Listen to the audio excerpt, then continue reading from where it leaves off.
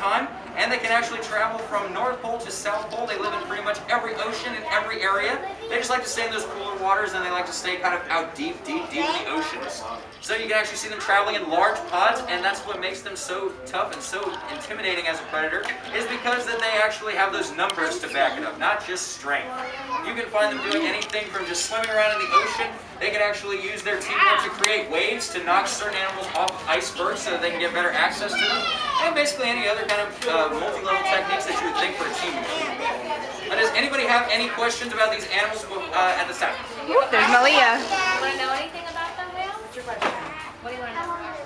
How do you know they're male or female? How much do you How do you know if they're male or female? Yeah. Well, we have the scientific way. We have our vets that are actually going to go down and inspect them and make sure that they're carrying the hardware, as it were. So that's how we're going to be our way to tell them apart. But actually, just by looking at them, usually the male is just a slight bit smaller than the female, and the female's got a little bit, and the male's got a little bit more weight. Yes. What do we feed them? We're going to feed them different kinds of fish. So we have smoked capelin and herring, which is going to be like their vegetable fish. That's going to be basically kind of like lettuce. It has some nutritional value, but it's mostly water. Since our killer whales do live in salt water, they actually can't drink salt water. So they need to get their water from those sources of fish right there. And then throughout the day, we'll feed them like their actual caloric fish. Things that are like salmon, things like mackerel, things that actually have a lot of fat and calories to them. That's me. That's me. Feeding How long fish. do they live? That's a good question. How long do they live? So we actually haven't been able to study killer whales from what we call womb to the tomb. So basically from the day they're born to the moment they pass away. So we can't give an accurate representation of how long they live.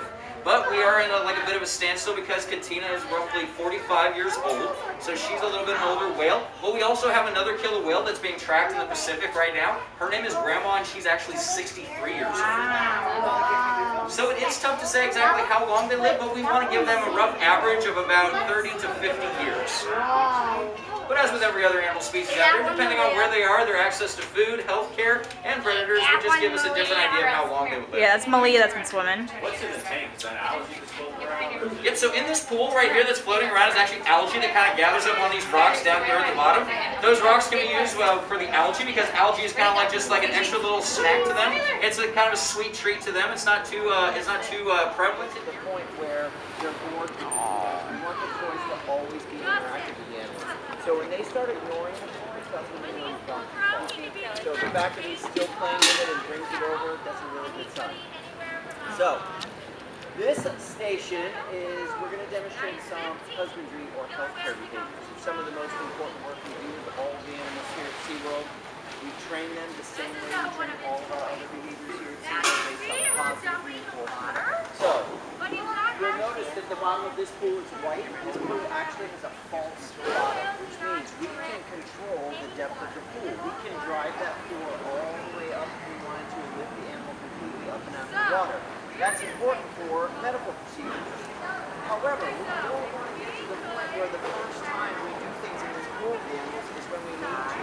So all of these playtimes and all of these relationships and building sessions and fun things they get to do and side rubs and back rubs and flipper rubs, all of that stuff is bringing positive attention to the med pool. So that if it were ever necessary to get Makaio into the med pool, it's something he's already comfortable with and something that he already finds reinforcing. So that's his pectoral flipper right there. You see it demonstrating the size of that pectoral flipper. We do measurements on all of the younger killer whales. We track their growth from the very first time we start interacting with them throughout their entire life until our veterinary staff, along with us and our supervisors and management, deem that the animal is full grown. Makaio has a lot of growing to do. Male killer whales can get up to 12,000 pounds. Makaio right now is in the 1,000. So he's got a lot of growing to do. So these measurements are important. We can measure every area of the animal's body. Its forward leg, its tail flukes, its girth, its weight, its rostrum, the inside exhale on signal. So then we get these petri dishes down here. That's just a sample. Again, we just show it to them first. Maybe I touch on it, right? And he knows, okay, this thing's not going to hurt me. This is something unusual. So we're going to take that petri dish, and now I'm going to put it over your blowhole, and I'm going to ask you to do that behavior that you already do. Exhale, but into the petri dish. Aww. exhale, right in. So we have a lot of different mediums that come in that. They can do a variety of tests and make sure that every part of the child's respiratory system is healthy and on track and developing where it needs to be. We can pick up on any bacteria or anything that may cause harm. We want to make sure that we're covering all of it. I would say 99% of the animal husbandry work we do is proactive. Nothing's wrong with animals, we're just doing this on a regular basis. Occasionally, we've seen animals, but Kyle's not acting on it. He's not swimming now. He doesn't seem to be eating more. He's not interacting with us normally. He's not actually interacting with the other animals normally. Something's up with Makaio. First thing we're going to do is take a blood sample. The way that we do that is we ask animals to do that ventral roll and present their fetal food. Now, has anybody seen the presentation? Orphan Con presentation? Yep. I know you have a few times. The blood vessels on the inside of those tail flutes are very, very visible. First thing we do with the animal is not all off. We call our vets to come in and get a blood sample.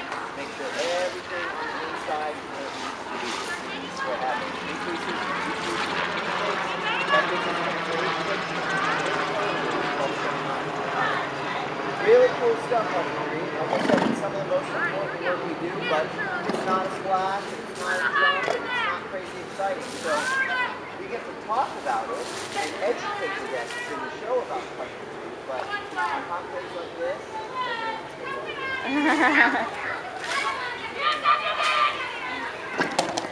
that's a great question.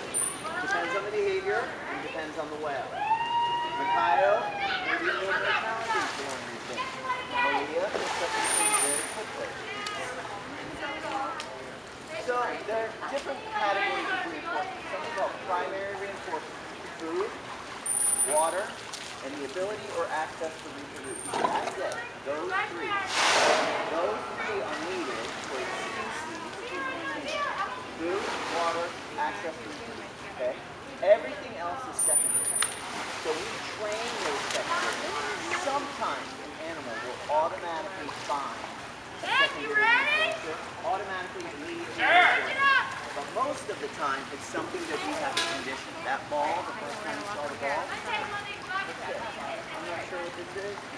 I'm good. I don't want that. I don't know what it is. But when we fill the ball with jello, ice, and fish, he's like, I love that ball. So then the ball intrinsically takes on its own reinforcement. Yep. All right, we're going to switch over to this side, you guys. You're going to switch.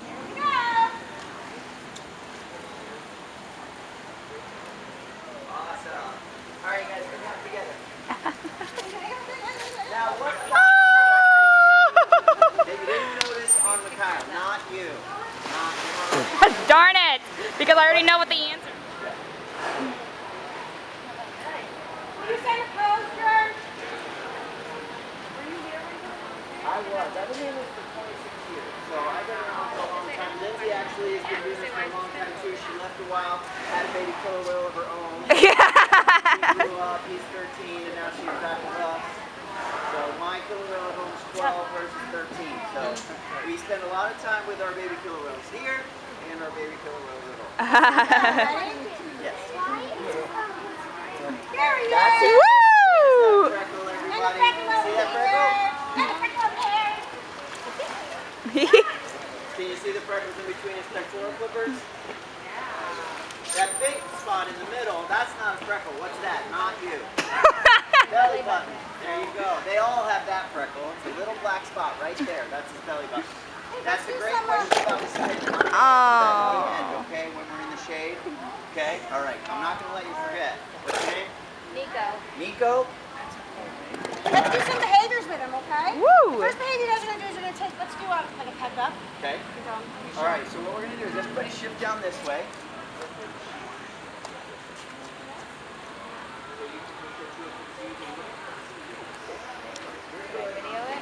Okay, so this is what we're going to do. So we're all going to be facing Trua. When Lyndsey says go, just our right hand, okay?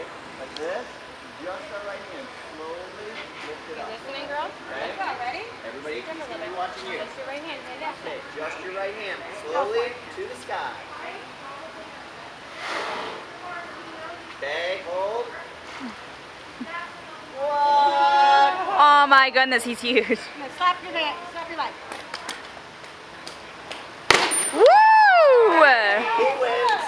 He's louder. He wins. You are. Good job. Okay. Is that funny? Look at Get a his little teeth. splash there. You see his Yeah. teeth? Good job.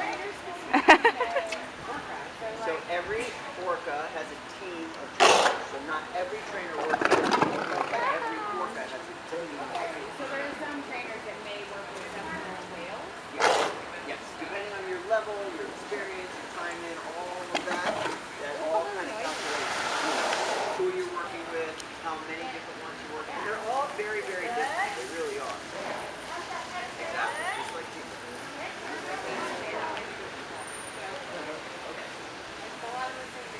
Yeah. Yeah. You know what? We get that question a lot. How do you get a job doing what we're doing? There you go. So we have the behavior side of it. We have the biology side of it. So we are biologists that take care of the animals and maintain their health and well-being. But we're also behaviorists, right? Psychology, operant conditioning. It's exactly what we do with the animals. The study of behavior. Just the way we work with people, we work with animals. So you can see. We'll do some vocals with them. Woo! Okay, so here's what we're going to do. Fingers up high. Nico, fingers up high. When I say go, we're conducting music. Okay? When I say go. You watching, True? All right. And conduct. Conducting. Can you see that? It's similar. Yeah. So this is that behavior. So we're going to keep it a little lower. Okay? Imagine you're speaking with an accent. He's not quite sure what you're asking for. So a little bit lower, like me. There we go. Play the piano a little bit low, a little bit low. Play the piano. And all the boys' favorite, point up and to his blowhole. Ready? Okay, one more time. Ready? Up and to the blowhole. There we go. Awesome job, you guys. All right, well, I know we have a question. We're going to join the other group and we're going to answer a couple of those questions, okay? Sound good? Awesome.